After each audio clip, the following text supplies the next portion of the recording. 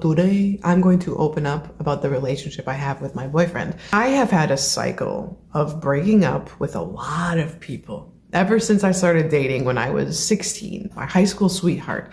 Ever since then, I've just been through the breakup cycle of I find a new guy, break up, find a new guy, break up. When I was in college, I started noticing this is a repeating pattern. Constant breakups, this isn't normal. So I was like, the more that I heal within myself, I'm truly seeking that unconditional relationship. I'm truly seeking that relationship I have with myself that I can then have with another man. So my current relationship, I've been with my boyfriend for 8 months now. And the thing is, after the honeymoon phase, you start to feel,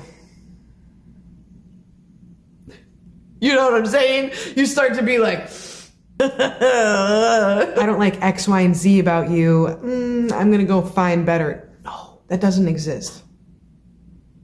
It doesn't exist. And I remind myself this. I'm going through it. I love my boyfriend. There's nothing to complain about. I love him, and I know he's watching too. I love my boyfriend.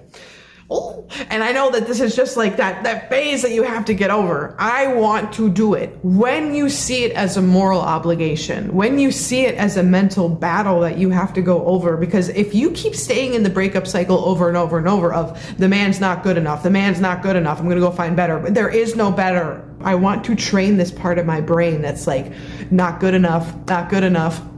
How do you look at yourself in that way, that you're not good enough? I am Greek. And in the Greek culture, it's like, you're never good enough. You're never, ever, ever, never good enough. No. You're never good enough. You're never satisfied. There's never enough money, never enough man.